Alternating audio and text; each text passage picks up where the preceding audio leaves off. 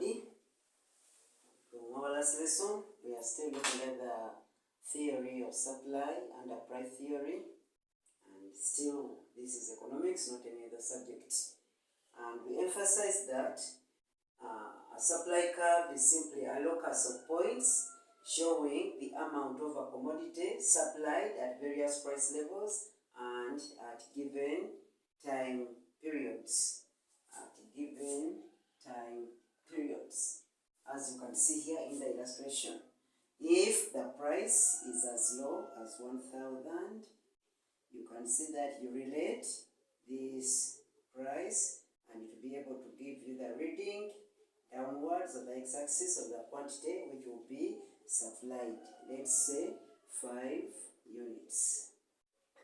If the price increases from 1,000 maybe now to 4,000, what happens? You can see that at a higher price of 4,000, you relate again this price level to the supply curve, and where they meet, you read off on the horizontal axis the quantity that will be supplied. So at a higher price of 4,000, we can find that now we have 15 units that suppliers or the producer is willing to put on the market at this price of 4,000. Assuming that the price of that same commodity, what you have to remember is that we are considering one commodity and we are looking at its various changes in the prices and trying to see the response of the supplier or that producer of that commodity, or if there are many, how many units they are going to put on the market. So assuming that now the price is around 7,000, we find that again we do the same, try to see where the new price meets with the supply curve. Okay. Our supply curve of the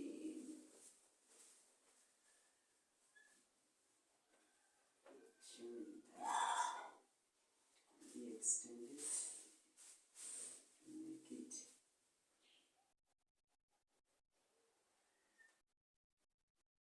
okay.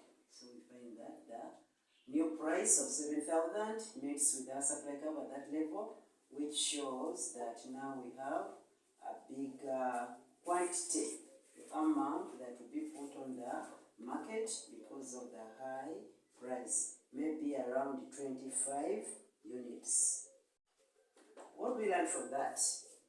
We see that as the price increases, producers or suppliers are also willing to increase on their amounts of that particular commodity whose price has increased, and they are going to supply more.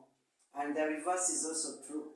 When the price moves down from 7,000 to 4,000, of course, we are going to have an arrow that moves in the negative direction, which is showing a reduction or decrease in the price. And we find that similarly, a fall in price of that particular commodity will lead to a reduction or a decrease in the amount or quantity supplied, simply because our producers are aiming at maximizing profits. They always prefer to supply more quantity of their product whenever the prices are high. And when the prices are low, this is a discouragement because the profit levels are going to be very low. Low prices indicate low profit margin, hence a reduction in the amounts of that particular commodity supplied by our producers.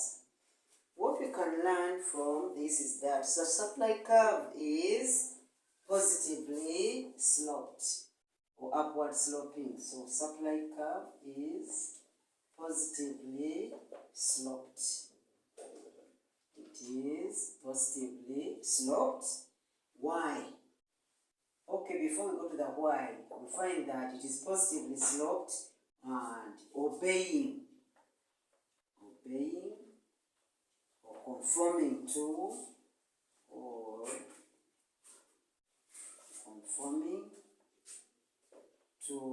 the law of supply.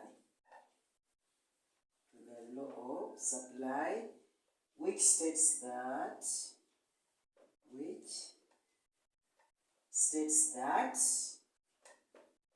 open quotes, the higher the price, the price of a commodity, the higher the price of a commodity, comma, the higher the quantity supplied and the lower the price, the lower the price, comma, the lower the quantity supplied, ceteris paribus, ceteris paribus, or other factors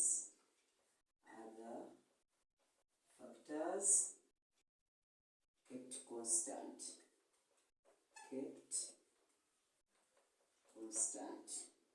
other factors kept constant.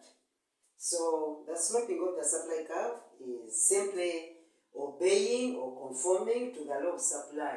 And the law of supply, as we could recall, states that the higher the price, the higher the quantity supplied, and the lower the price, the lower the quantity supplied, keeping other factors affecting supply constant, and we're only looking at the variations in the price. So the law of supply is derived from only two variables: price of the commodity in relation to the quantity of that commodity, which is supplied. At higher prices, more is always supplied. At lower prices, less is supplied. And again, if you can recall, we saw that price and quantity move in same directions. Whenever the price increases, quantity supplied also increases, and whenever the price lowers, quantity supplied also reduces. So they have that kind of direct relationship. There is a direct relationship between price and quantity under supply. As one increases, the other also increases. As one reduces, the other also reduces. So the slope of the supply curve, for that matter, is positive because you have an increase in price and may be divided by a positive increase in quantity. If both of them are increasing, you are going to get a positive answer. Unlike in demand, where when the price is high, quantity demanded is low. One is positive and the other is negative, and always positive divided by negative, you get a negative. That is why the slope of the demand curve is negative, yet the slope of the supply curve is positive because of the fact that both price and quantity move in the same direction. So let's try to see more of this slope of the supply curve. And maybe give explanations as to why it has that positive slope, or more of a commodity is supplied at higher prices than at lower prices. So slope of the supply curve.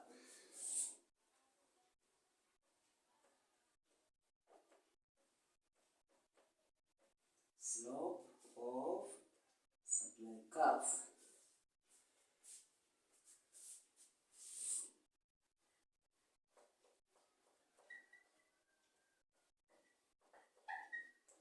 Is positively sloped.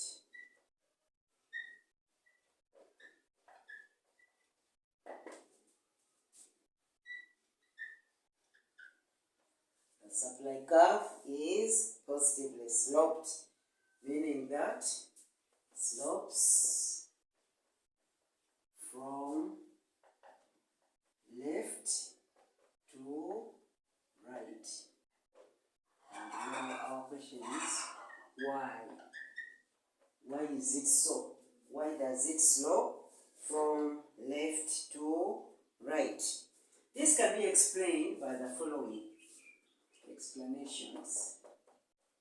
Explanations for that trend. Can begin with one. Our supply curve is positively sloped from left to right because of entry of new firms. Entry of new firms, so we get new firms into the production of that commodity, into the production of that product whose price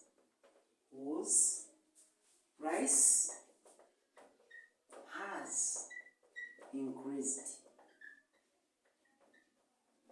So that is one explanation as to why our supply curve is positively sloped, or it slopes from left to right, moving from this area where I'm standing, going towards the wall there. And it is because, not mainly, but at least one of the reasons accounting for that slope is the entry of new firms into the production of that product whose price has increased. You find that whenever there is an increase in the price of a product, there may have been other people who had resources but they were not producing it. The moment the price increases, they are going to divert or to allocate their resources towards the production of that commodity whose price is high in order to earn ample profits. So new firms are always on the lookout to find out which product is attracting a high price so that they can always allocate their resources towards the production of that commodity. As new firms join that line of production, definitely there will be a more supply of that particular product whose price has increased. So they are responding to an increase in the price. Price of that commodity has increased, and we find that new firms invest in the production of that commodity for the purpose of enjoying a lot of profits. Then profit motive may be another factor. Profit motive by producers. The profit motive by producers is another accounting factor. Producers who aim at maximizing profits supply more at higher prices in order to enjoy the profitability of the business. So this is normal. Those producers, because all of them don't have the same kind of objective as we shall see when you come to production, that some producers aim at profit maximization, others are not interested in profit as such, but their goal is to maximize sales. But one whose goal is to maximize profits, this one will supply more at high prices in order to reap from the profitable business. In order to reap from the profitable business. How do you know it is profitable? Because of the high price. So these higher prices are the indicator that the business is profitable, and for that matter, it is inducing those other people that were not engaged in production to go ahead, allocate their resources toward the production of this particular commodity, and in the end, they are going to earn a lot of profits. So from the profitable business. So again, you can see that these are responding to the law of supply. As the price increases, more will be put on the market at a higher price. And the reverse is also true. When the price lowers, they will leave that line of production because the business is no longer profitable and there will be less of that commodity on the market. Another reason is the struggle, or usually we have that struggle to maintain equilibrium on the market. Struggle to maintain equilibrium.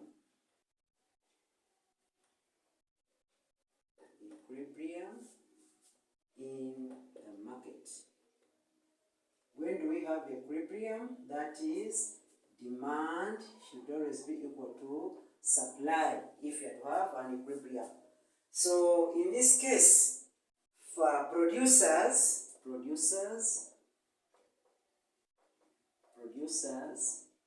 increase their supply of a commodity to respond to increased demand, to respond to the increased demand, to respond to the increased demand and avoid shortages. Avoid shortages of that commodity. Avoid shortages of that commodity. So usually when demand increases, it is indicated through the higher prices, and to the suppliers, that higher prices compel them to go ahead and supply more. So that is why they are trying to obey the law of supply.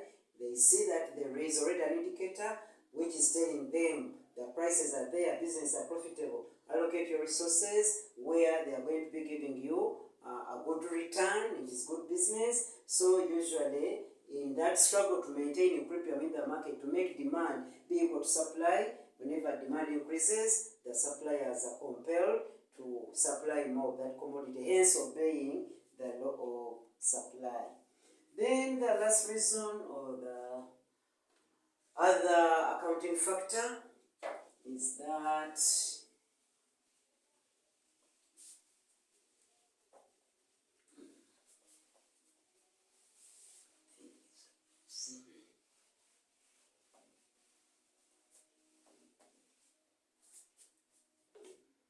is number 4, the ease of transferring resources from the production of one commodity to another. The ease of transferring resources from the production of one commodity to another. We say that resources are scarce and they are versatile, meaning that they are used in the production of many commodities. They are not fixed. It is not a fixated kind of production whereby that resource is only used for the production of that commodity. For example, we have a fixed resource like a blast furnace is only used to smelt iron. You can't say you are going to mingle your portion in a furnace. No, the fire will be too much and you may mingle yourself, or you may be mingled by the fire yourself. So that one is specific. It has a specific purpose, but you find that others, they can easily be changed from the production of one commodity to another. You can take an example of land. If you have your land can be used for as many activities as possible. So you find that if it is easy to change the production on your land from maybe farming to maybe recreation, then you find that there will be many goods or many services supplied, as it is easy to switch over from one form of production which is not profitable to another. We find that again, you look at the issue of profitability. Which activity is more profitable? Which one is commanding a higher price so that I allocate my resources from the other which is not profitable, and then I increase on the amount produced of the profitable one. So you can put there farming, or you can construct a building for rent or rentals, and you find that the rentals, they are going at a higher price. Instead of farming on that land, now you have their building. So the ease with which you can transfer your resource, and your resource now is land. How easy is it for you to change land from farming to building? It will also account for an increase in in the supply of a commodity, because the easier it is for you to transfer resources from a non-profitable product to a profitable one, the more will be the supply for the profitable product and vice versa. So those are the 4 major reasons explaining why supply has a positive slope, or why we tend to obey the law of supply when higher prices are followed by higher supply and lower prices are followed by lower supply. Now let's also look at not all supply tends to be normal, but we also have what we call abnormal.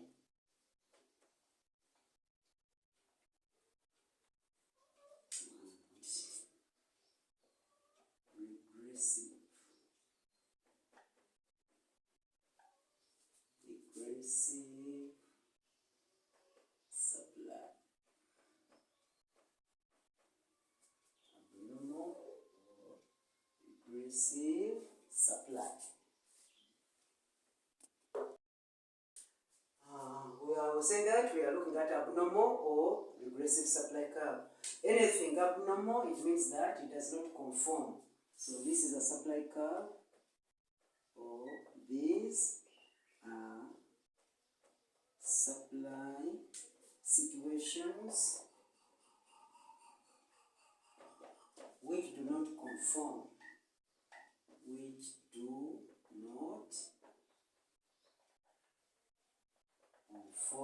to the law of supply. These are situations which do not conform to the law of supply, and mainly we have two.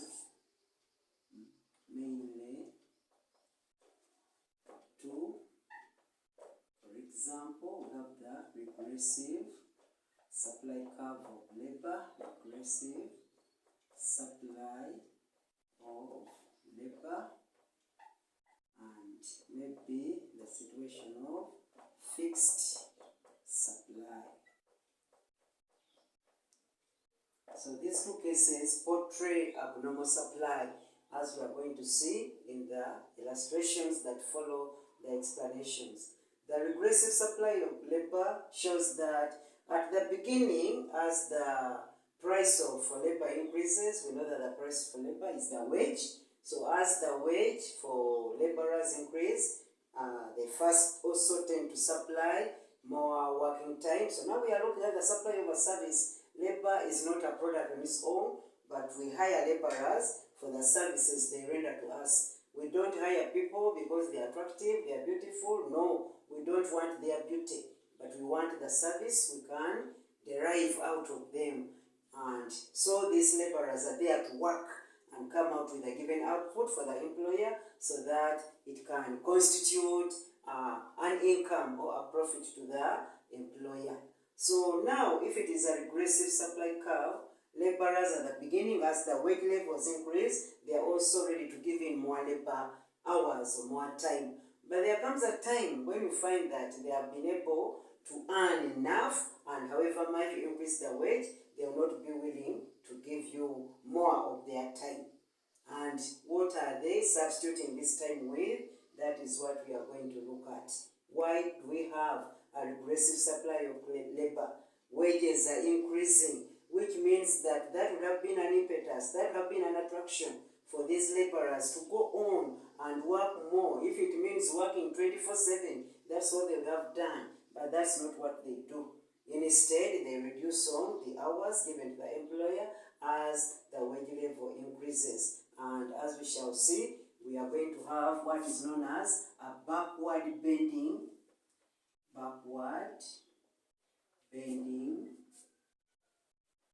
supply curve.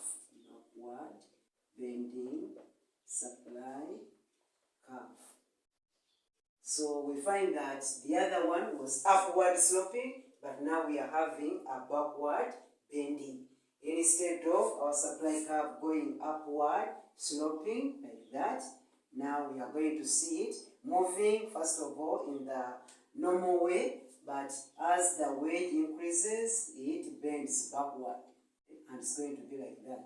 Instead of being straight, it goes, then bends backward, and then we shall have the reasons to explain that backward bending, which makes it now abnormal after a certain kind of wage given to the laborers.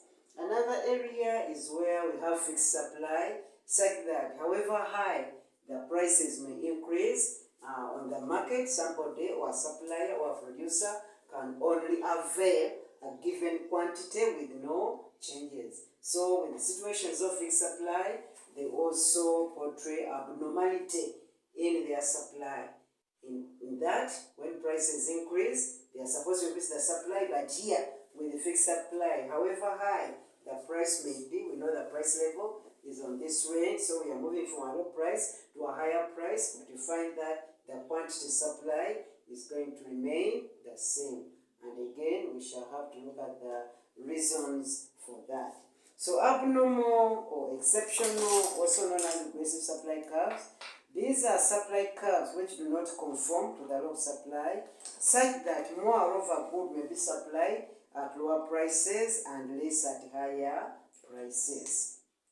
More of a good may be supplied at lower prices, and more and lower at lower prices you find higher quantities being supplied.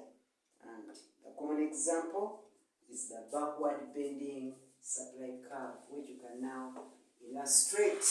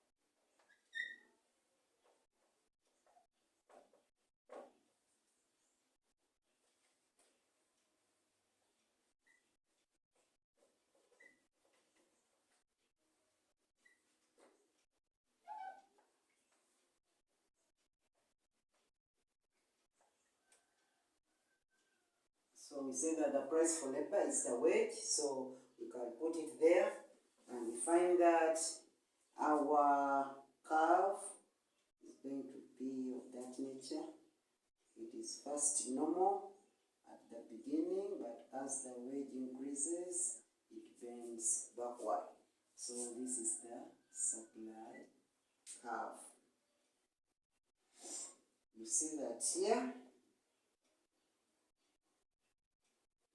at a lower wage, labor was willing, so this is hours worked.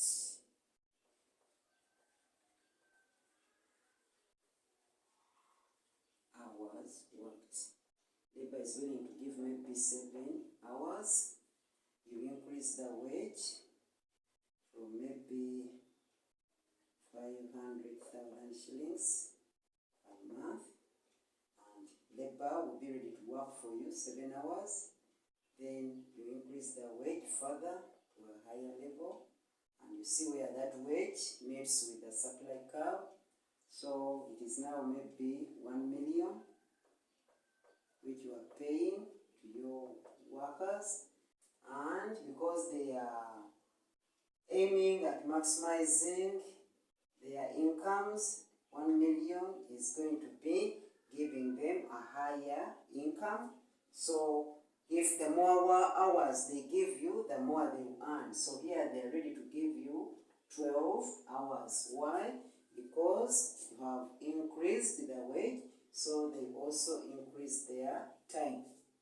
and they want to get more money, because if you are working more hours and you are paid according to the time rate, then you are going to get richer much more faster. Until there comes a time when maybe for the science teachers in Uganda, you now pay them 4 million shillings a month, each one,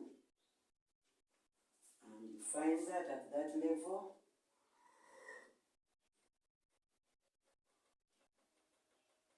they'll feel that they have been able to get the highest amount of income they've ever desired, and they'll give you only 14 hours. You can see that the increase in the wage was bigger, but now the amount of hours they are giving you is just an extra 2.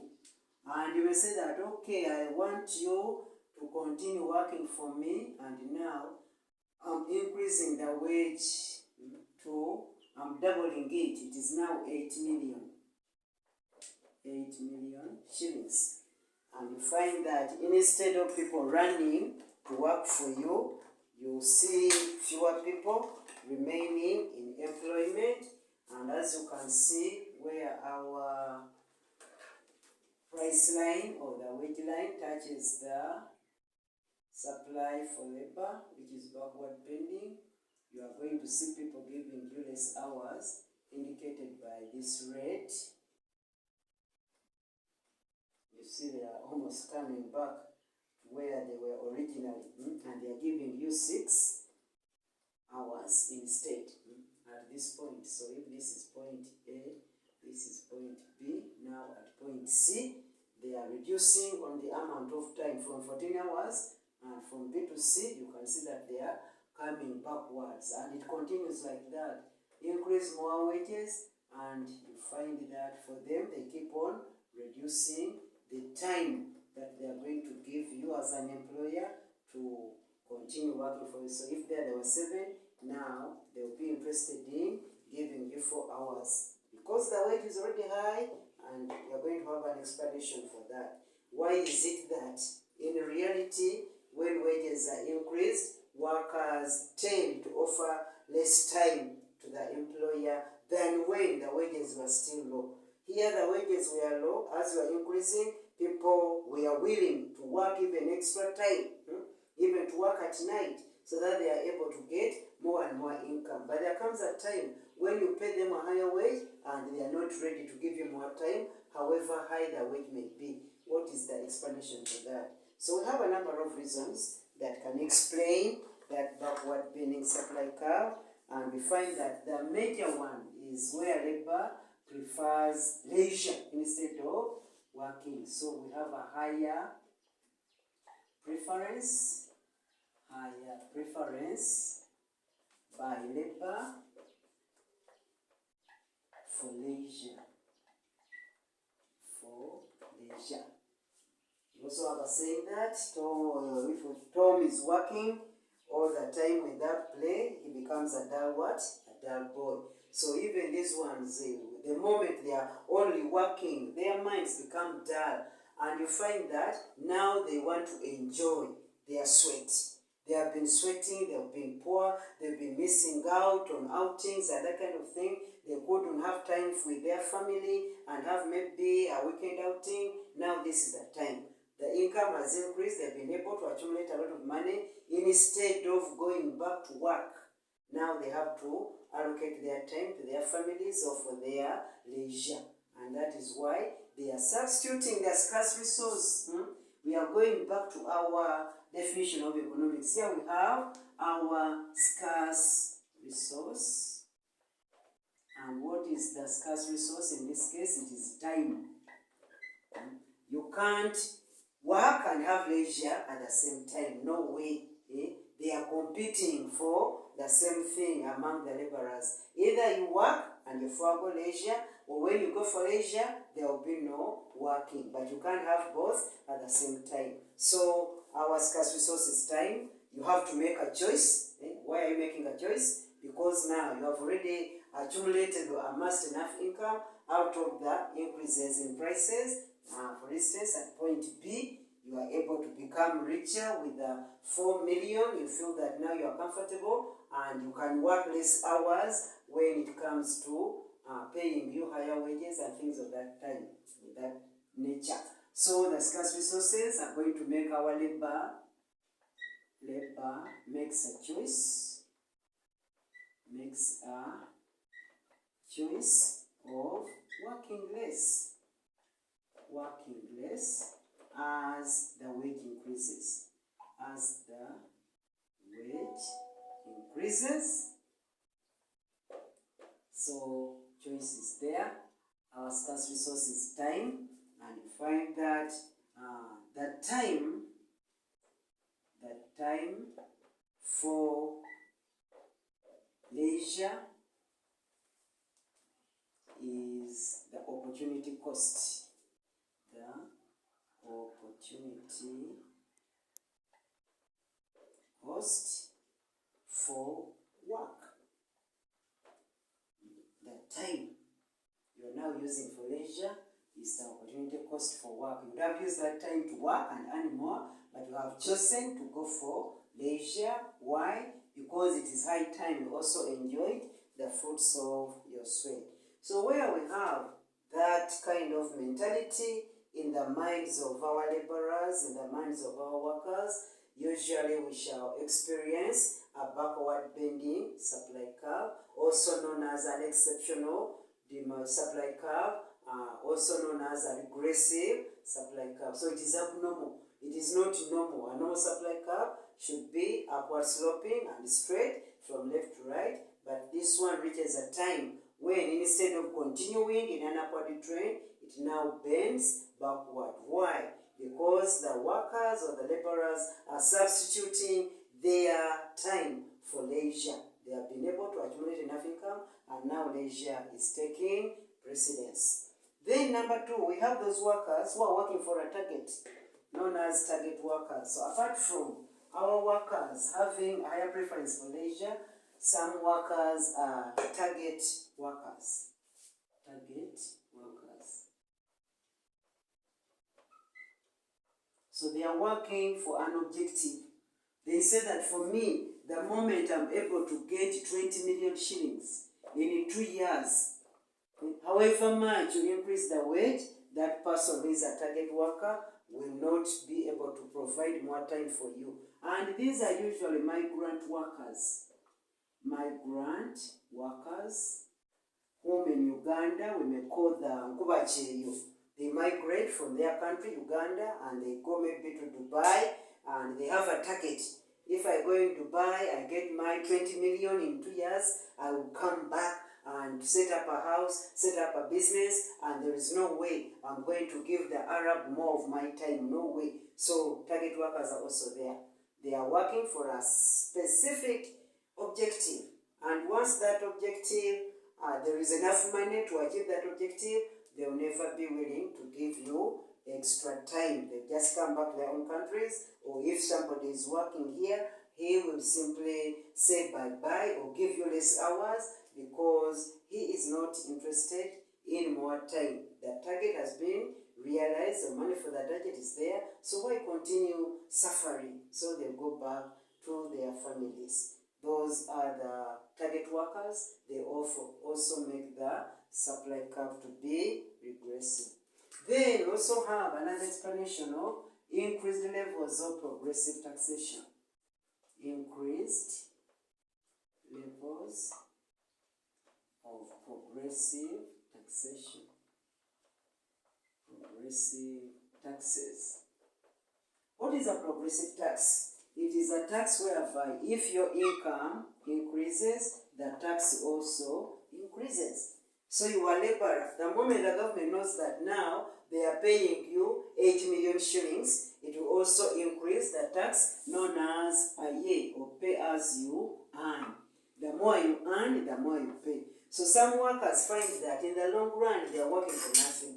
The wages have been increased, but government is taking away a bigger fraction of their income in form of taxes. So even if you increase the wage, that was for me, I'm not interested, because I know I'm working for the government. It is going to take my money in form of taxes. I'm not going to be enjoying it, and for that matter, they will offer less hours for fear of paying those higher taxes as their incomes increase.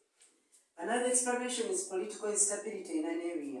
Political instability in an area. I think all of us want to be working in areas that are politically secure, however high an income may be. Now, you might find that very few people, however high the wages are in Ukraine, few people will be willing to go to work there, because they will become past tense very soon. That is so and so died where? In Ukraine. Why? It is an unstable area politically, socially, economically. Everything is being destroyed, and there is no way a bullet can discriminate you, because they go without that kind of discrimination. So whenever we find that in an area where labor is working, the political situation is not stable, many will not accept to work there, however high the wages may be. Instead of remaining there to work at a higher wage and get more income, they'll simply move away and go to areas which are secure, hence making the supply curve to be backward bending. They will be ready to offer less hours, though the wage is increasing, but their life and their property are not safe in that area. So that is what is scaring them from working in that area and offering more time, and they decide on moving away. Political instability in an area, or insecurity. Political instability or insecurity.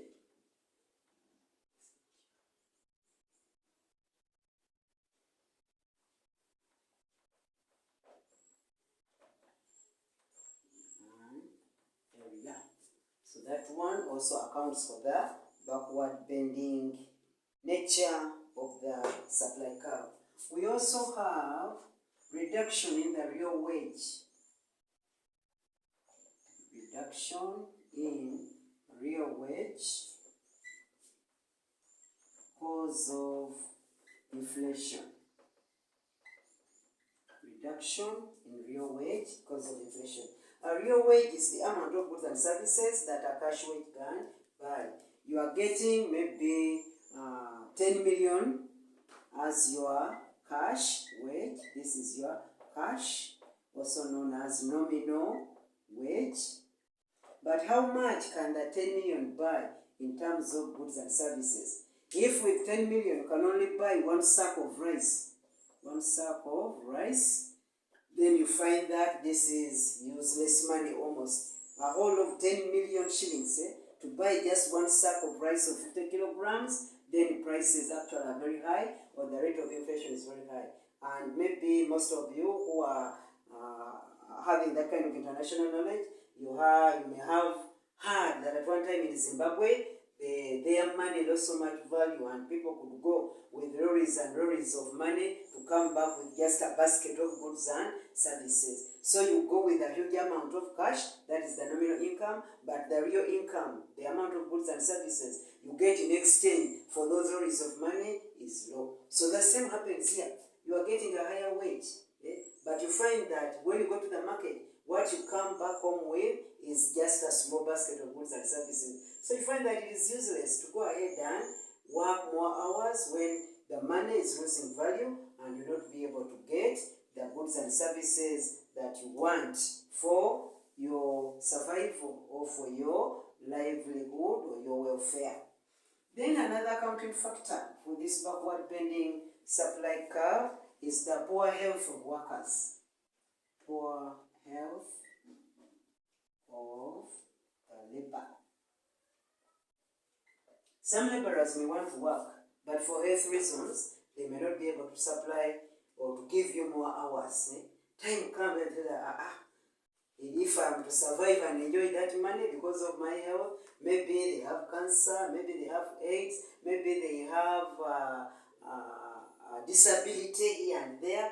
For that matter, they will not be ready to offer you more time, however much you are increasing their wages. So they have to consider their livelihood. So the poor health of the laborers, poor health of the workers is also an accounting factor for the backward bending supply curve. Time comes when you have to consider your wealth. It comes first before the income. You may not be able to enjoy the income when you are the late so and so. So it's better to have a limit of how much you'll be earning and how much time you should give to the worker, and now also give yourself some time to maintain or look after your health so that you can enjoy the little you have, however little it may be, but at least you are healthy and you are still surviving. So workers or laborers who are unhealthy, in most cases they behave in that way. There will come a time when they say that no way, I'm not giving you more time, I'm considering my health, I may break down, you are telling me to work 24/7, which is not good for my health. So to hell with your increase in the wages. For me, I'm not giving you more time, I'll stop at that wage, and maybe if you insist, I'll look for another job elsewhere. Then lastly, another explaining factor is the poor conditions at the place of work. Poor conditions at the workplace, or poor relations with management.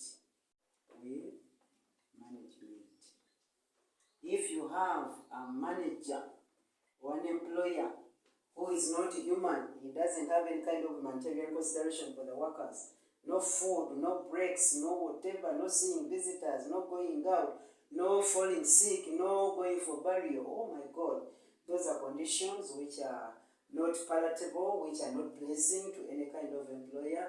And you find that however much they may increase your wage, they say that no way, I'd rather go and work where I have some degree of freedom to do what is necessary as per the time, other than working as a prisoner. So people don't want to be in prison or to work in conditions as if they are prisoners. They want some kind of relaxation, freedom of choice, freedom of expression, freedom of choice especially. And these, we regard them as poor conditions at the workplace or poor relations with the management, and usually they make the labor to offer less time and make the supply curve backward bending. So in summary, these are our explaining factor for the abnormal supply curve or the backward bending supply curve. It may bend backward as you increase the wage.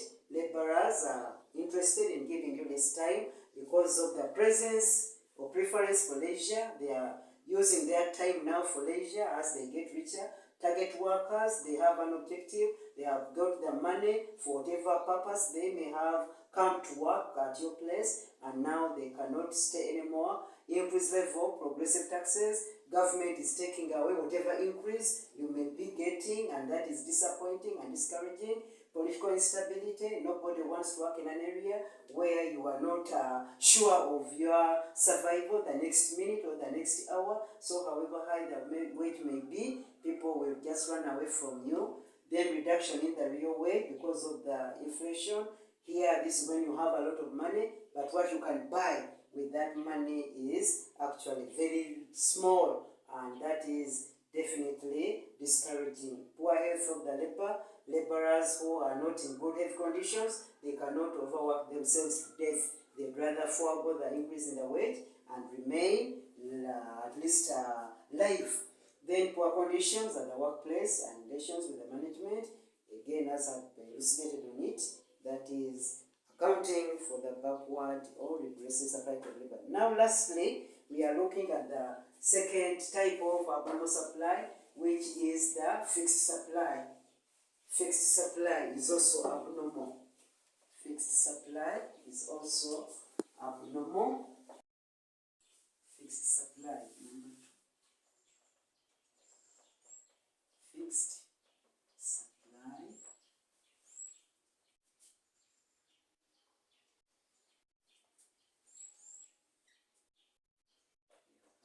Price, you have the quantity, supply to time, and our our supply curve has that kind of shape.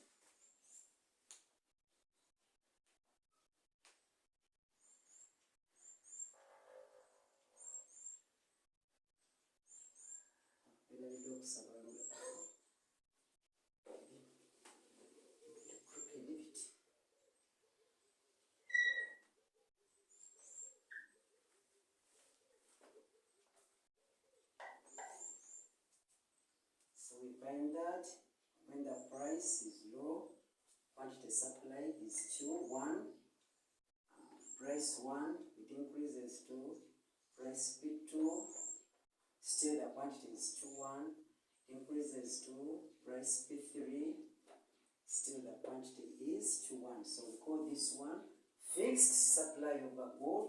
However high or low the price of the commodity may be, there is no increase whatsoever on the amount of the commodity supply. And we find that this is mainly explained by seasonal factors.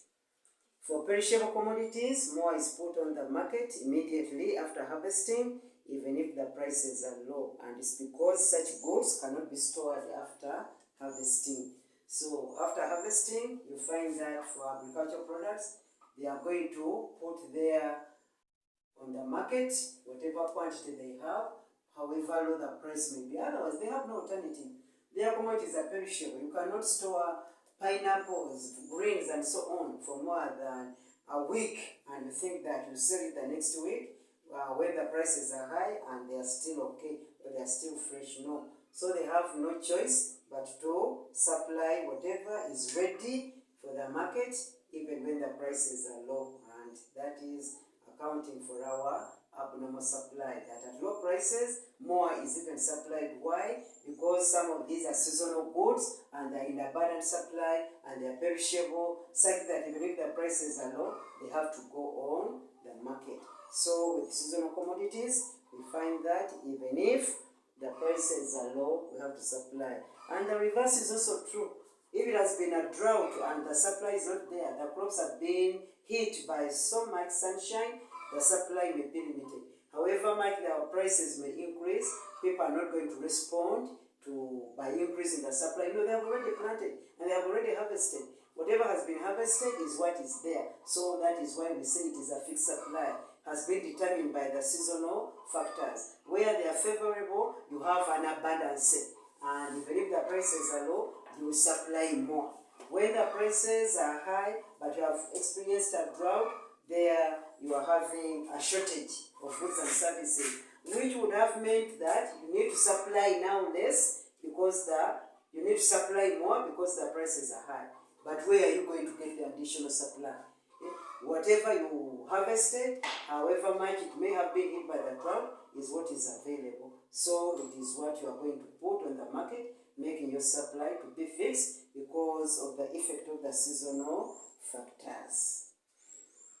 And we find that after a drought or after a flood, even if prices are increasing, supply of some of the seasonal products cannot be increased. They remain fixed or they remain constant. And that diagram or that curve which you have there explains those two instances of supply being destroyed by seasonal factors or supply being favored by seasonal factors. Wherever they are favored, supply increases even if the prices are low. And when there have been a reduction in supply and the prices maybe are supposed to be high, but you have already harvested and there is no way you can have another supply, since, as again you are going to see, the supply carries a gestation period. There is a time lag between planting and harvesting. There is a time lag between assembling factors of production and putting them on the market, putting the final good on the market. So all such reasons make your supply to be fixed. And that is the thing about the fixed supply.